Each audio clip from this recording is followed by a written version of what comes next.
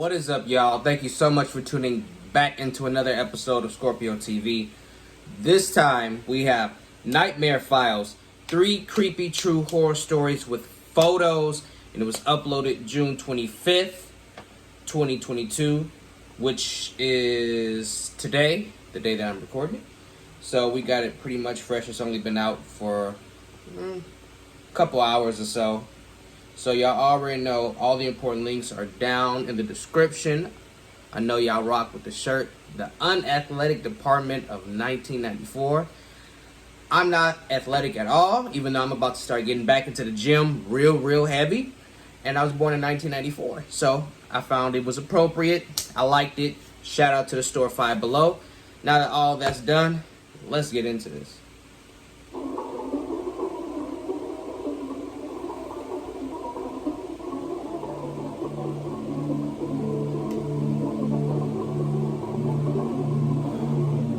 When I was a young girl, my family and I moved to Kentucky because my father was in the Army.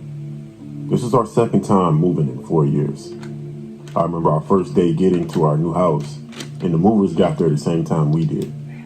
I also remember my 2 sisters and I running around the house, and then we went into our rooms.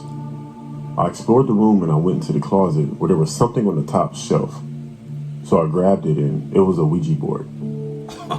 My sisters and I all looked at each other, and we decided to play it later that night after the movers left. Of course. Eventually the movers left, and we were all relaxing in our rooms. So my 2 sisters mentioned the Ouija board because I forgot all about it. We had a few boxes in our room because we were all still unpacking. So we formed a circle around us with the boxes. Of course. Turned out the lights, and my older sister, who was 12 at the time, she lit a few candles. We set the board up and began to ask questions. We immediately got a response. Not bad. And I could tell that my sisters weren't messing around. Being that we could tell that this was serious, we all asked a question. But it was the same question. My oldest sister asked, "Why are you here?" The planchette slid over to H-E-R and it spelled her. Then my other sister asked the same question. "Why are you here?" The planchette slid to H-E-R. That also spelled her. And then I asked, "Who's her?" "Why are you here?" But the planchette didn't move. I looked at my sisters and I complained that they moved it when they asked the question. They claimed that they didn't. Then we sat there in silence waiting for it to move. Then all of a sudden we hear, "Yeah."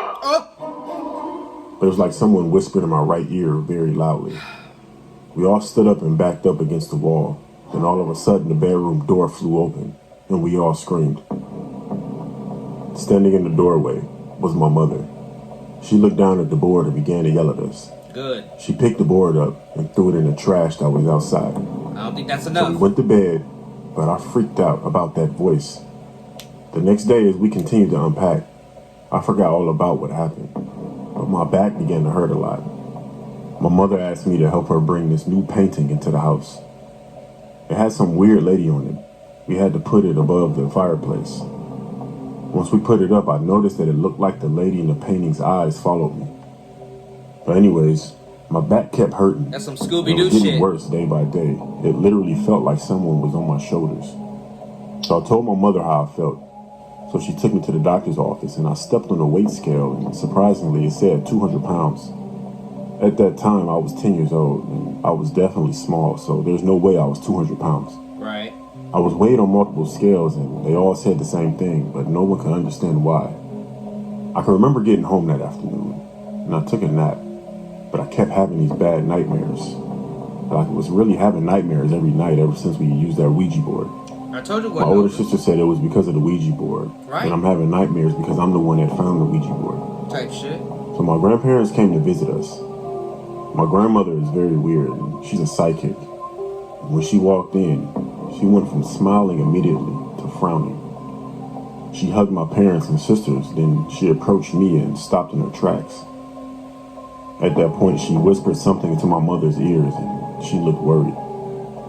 Then my grandmother hugged me with one arm and told me that I should go sit down somewhere, but as if she was worried about me.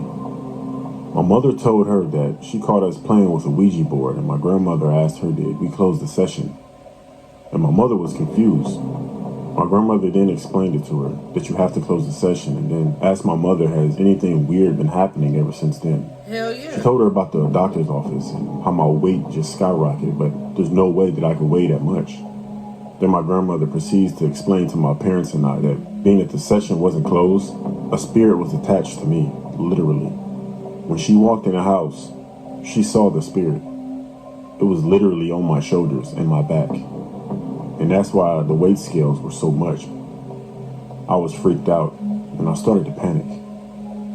My grandmother calmed me down and conducted some kind of seance, and all the pressure on my back and shoulders was gone. But my grandmother said since the Ouija board was thrown out, that means the session can't be closed, which means that the spirit will always be out there. Immediately following what she did, she took a picture outside of my bedroom, but she asked me multiple times, was I sure that I want to see it? I said yes. And this is the picture that she took. I was way more freaked out after she showed me this, but we haven't had any problems ever since. Told you, just throwing the Ouija board away wasn't gonna be enough.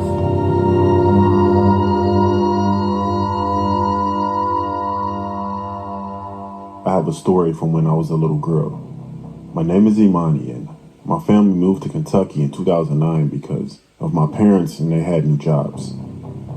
Our trip was 12 hours long, and the whole time my mother kept bringing up the fact that my father got this big house for a great deal. But she doesn't know how. I He know. just kept saying that he was a smooth talker. Bullshit. Once we got there, my sister and I were so amazed with how big the house was. He capping. As we began to unpack, we heard someone ring the doorbell. My sister and I ran downstairs as my mother opened the door. We saw that it was a few of our neighbors with their kids, who were also girls. We began to speak with the kids as our mothers spoke with the other moms. Then one of the girls said that they used to play at the house with the little girl that used to live there. Then she asked, "Did you hear about what happened here?" Everyone immediately stopped speaking, including the mothers. And they all looked at us, and they looked at the other girls. My mom looked confused, and one of the mothers said, we have to go. I have to go pet the dog. And she grabbed her daughter, and they all left. What? Immediately that night, we would hear random sounds throughout the house, That lame ass but excuse. we didn't think anything of it. But as What? time went on, we would all complain about seeing stuff out the corner of our eyes. But when we would turn to see what it was, whatever we thought we saw was gone. There were a few times that all of us would complain about hearing little kids laughing. So one day, my mother finally told my father about what the girl next door said. And he looked as if he knew something. He does. He was acting suspicious and finally told my mother why we got the house so cheap. We didn't hear him, but he whispered it to her. I asked my mother what happened, but she would never tell me the details. All she would say is, something bad happened, and it involved a young girl. She wasn't a good girl. And that's all she would tell me. So one day my father installed motion sensor lights within the house. Every room had the lights installed, so we didn't have to use light switches anymore. One night, everyone in my house was asleep but me, and I heard some laughing. I was sitting in the living room, so I thought it might be my little sister. But something told me it wasn't her because it was 2 a.m. and she wouldn't be playing that late. Then I heard it again. So I'd like to explain where I was sitting.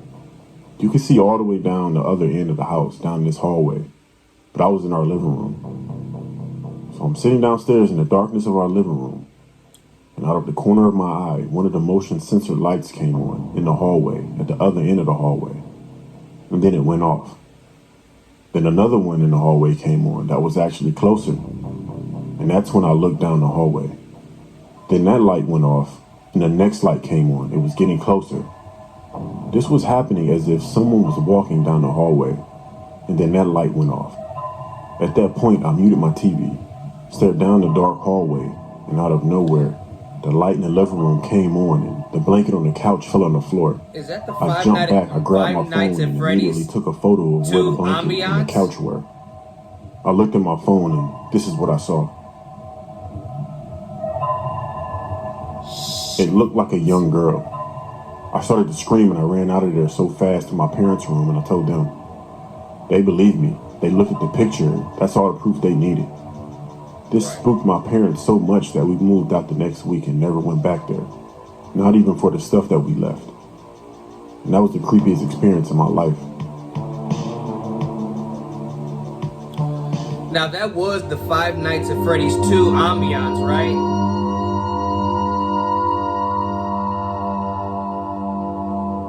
Confirm that I with grew up me. with my grandma and lived with her most of my life.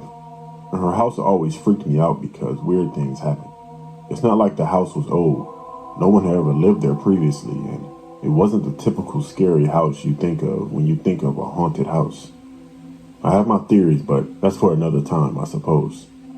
Anyways, everyone in my family who stayed there has their own stories of things they've seen or heard, including myself.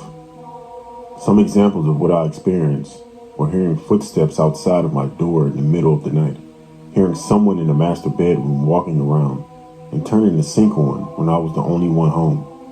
When I was young, I was sneaking downstairs to grab a snack, and I turned the corner to go downstairs and saw a little girl sitting on a big box we had at the bottom of the stairs, seeing figures of people on the walls moving around, and the list goes on. These things happened throughout my life and were spaced out occurrences, so I tried to just ignore it all the best I could. Shit. But what I experienced when my grandma was dying were some of the most intense things I've ever witnessed. I bet. My grandma had breast cancer. Eventually it spread throughout her body, and she lost the battle. They put her on hospice, and we set her up in the living room for her to stay in so we could take care of her. Right. The last week of her life is when things really started to get, you could say, weird. I would be sitting on the couch next to her bed and see people in the corner of my eye walking past the doorway in the hallway, even when it was just me and her in the house. Hell no. And when other people were there, they saw it too. There were times she would be looking up to the ceiling or at the walls and smile like she was looking at someone she knew. Another time, my whole family was on the couch just being there with her, and the light in the room went out, and my grandma smiled and said, "It'll come back on." And right when she said that, it did. While these occurrences were starting to happen frequently. But in the last few days of her life, she started declining more, so we bought a baby monitor with a camera to watch her when we weren't in the room to make sure that she didn't try to leave the bed. Baby monitor. She kept trying to do things on her own and she would fall. Well, one night, my sister and I were upstairs in her bedroom talking, and we looked at the monitor screen, and I instantly started crying from what I saw. It's hard to describe what we saw. The only thing that comes close to what it looked like was a mix of a gremlin and a goblin. What? We watched it jump on her bed. She was asleep, but it seemed like she knew that it was there because she made a movement with her hand like she was hitting it away. When she did that, it left. My sister went downstairs to check on her. She was still sleeping and nothing was there. It was one of the scariest things I've ever seen in my life, and even after 6 years, just the thought of it makes the hair on my arm stand up, and my eyes begin to tear up. Type shit. It's not just because how scary it looked, but because the way it made me feel. Even through the monitor, you could feel its presence, and you could feel it was not good, whatever it was. The next night, my sister and I were back up in the bedroom watching a movie, and my sister looked at the monitor and studied it for a second and told me to look at it, which after what I had already witnessed, I was terrified to even look, but I did. And as clear as day, you could see a head behind my grandma, which looked like how she looked at the time, bald and sick. So we took a picture of the monitor screen this time, and we zoomed in to see what it was. And we noticed that there was a head, but above that head was my uncle's face. You could see his features. You could recognize that it was him if you knew him. He was my grandma's son who died a few years back from cancer. While I don't really believe in God, and I'm not sure where I stand in the afterlife, even after all my experiences, it was a feeling of relief seeing this after the horror I saw the night before. Almost like him saying, "It's okay, I got her." I have no idea what this head was behind her. My sister thinks it could be her starting to leave her body. It did look like it was her, just watching her body laying there. A couple days later, she passed away. For the next month, we stayed there to pack up her house, and we sold it. While there were some weird experiences from time to time, that was pretty normal for that house. and it Wow. seemed like all the insane activity that occurred while she was dying had left with her. But I'll never forget the things I saw in that house during the time. Even as I'm writing all of this, I get the goosebumps. I do have a picture we took of the monitor. It's pretty unsettling and shows my grandma too, so I'm not sure it should post unless I'm able to cover it, in which I did. Here's the photo that I took of my grandma. Oh my God. Hell no. Why I just get goosebumps like this and tense up, bro? Why the music, bro?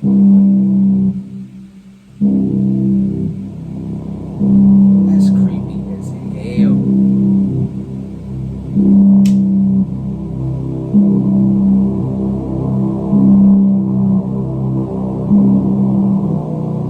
Ah, damn.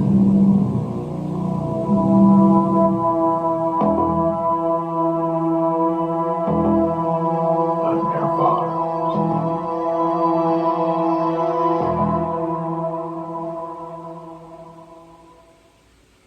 First story, they were messing up because of the Ouija board, and then once the mom caught wind of what they were doing, she just threw it away. You don't get rid of all the bad juju. I don't know a better phrase for it. For messing with a Ouija board and throwing it away. That's not enough. Especially like after the grandmas or whoever said you have to close the session. Secondly, even after you close the session, just throwing it in the trash is not gonna work. I've listened to enough of these horror stories and creepy stories and scary stories. I've seen enough of these scary videos and just been involved in the horror genre, from movies to stories to caught on camera compilations, to know that just throwing it away ain't gonna do nothing. I believe you gotta burn it, and then you gotta burn the garbage can type shit. But I mean, I know for a fact at the least you have to burn it, because just throwing it in the trash ain't gonna do shit. Secondly, how you in the living room of your house and there's motion sensors set up type shit, and you're sitting on the couch and you can see down the hallway, and motion sensors that are leading towards the living room are going on, then they go off, meaning that someone or something is getting closer and closer to you, and you don't freak out, you don't react like you should, you take a picture. What? And the last story, it was definitely sad to hear as the grandmother's health declined, more and more paranormal activity occurred, and then when she passed, a lot of it went away. But then they were still like, weird things happen from time to time, but we got used to it. Well, I ain't getting used to shit. What do you mean? It comes pretty normal with the house, and you just accept it? No, bro, that's not. I can't live anywhere that's haunted. I don't care if I'm down on my luck and can't afford another house or apartment, wherever it may be. If I can't go stay with family, bro, like, and by family I mean my parents, because I'm not really close to the rest of my family, but we ain't gonna get into that. But I refuse to live under a roof that's haunted. I can't do it. I'm not built like that. Like, that shit's goofy to me. But they got used to it. They adapted. I ain't adapting to shit, and I'm gonna leave it at that.